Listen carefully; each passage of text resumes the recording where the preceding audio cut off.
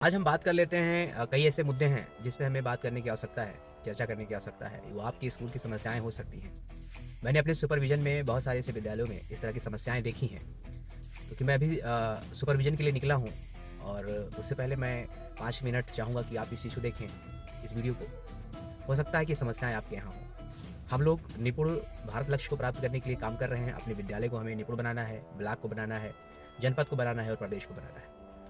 तो जो सबसे पहला जो मुद्दा है कक्षा 1, 2, 3 अरेंजमेंट की बात करते हैं और खासकर टीचिंग को लेके, तो एक मैसेज है, क्योंकि ये समस्याएं लगभग अधिकतर विद्यालयों में आती हैं कि कक्षा 1 और 2 को हमने शिक्षा मित्र को दे रखा है। और वहाँ पे बहुत सारे कारण हैं। एक कारण ये है कि शिक्षा मित्र खुद लेना चाहते हैं। एक कारण है कि प्रधानाध्यापक ने ऐसा कर रखा है। तो यहाँ पे दो बातें अलग अलग हैं।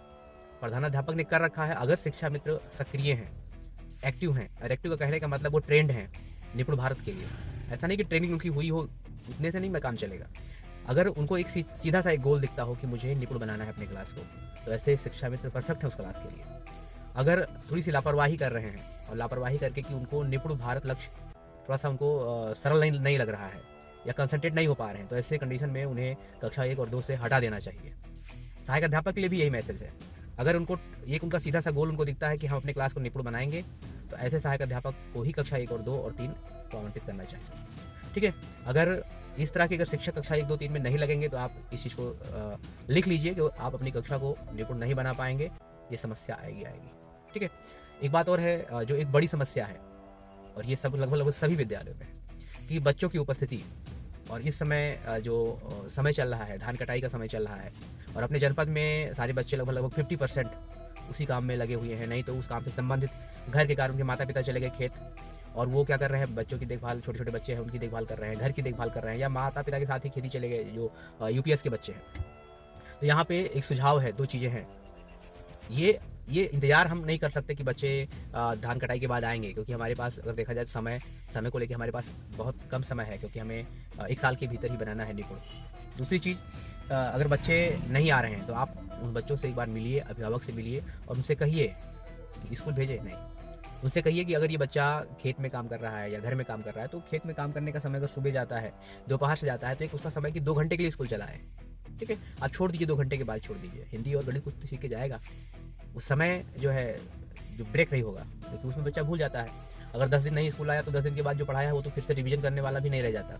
तो ये कि बच्चा 2 ही घंटा स्कूल में आए, आप छोड़ दीजिए उसको, अभिभावक से बात कर लीजिए इस चीज़ को। और दूसरा, इसके बाद भी अगर नहीं आ रहा है, तो जो दूसरी कंडीशन है कि बच्चा, दूसरी कंडीशन हम ये कह सकते हैं कि ठीक है, जो बच्चे आ रहे हैं, अब तो कम बच्चे हैं, 4 बच्चे, 5 बच्चे, 10 बच्चे, अगर 20 नामांकित हैं, 30 नामांकित हैं, उन पे तो कंसंट्रेट होके उनको तो निपुण बना ही सकते हैं। 10 दिन में एक अच्छा मौका होता है।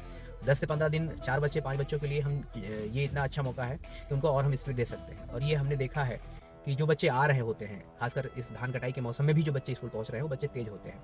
90% केस में हमने देखा है। तो उस कंडीशन में हो सकता है कि बच्चे बॉर्डर पे हो, या हो सकता है कि तो हम उसको अगर तैयार करेंगे निपुण के लिए, अगर उसको हम तैयार कर देंगे, निपुण बना देंगे, तो वो बच्चे जब धान कटाई के बाद, जब बच्चे उपस्थित होंगे 10-15 दिन के बाद, जब बच्चे आने लगेंगे, तो ये जो हमने निपुण बच्चे बनाए हैं, ये बच्चे उन बच्चों के बीच में रह के, हमें लगता है कि आपकी क्लास को सहज कर देंगे, सरल कर देंगे।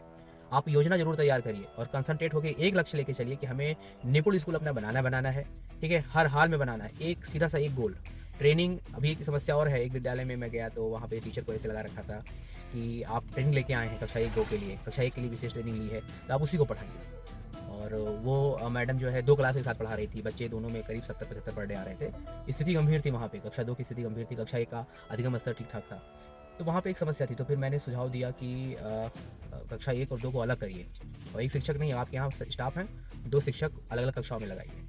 और अगर एक कक्षा को पढ़ाने के लिए 2 शिक्षक जाते हैं, 3 से 4 दिन सबसे बेटर है। कोशिश ये करिए कि कक्षा 1, कक्षा 2, कक्षा 3 में कम से कम पर डे 2 शिक्षक जरूर जाए पढ़ाने के लिए।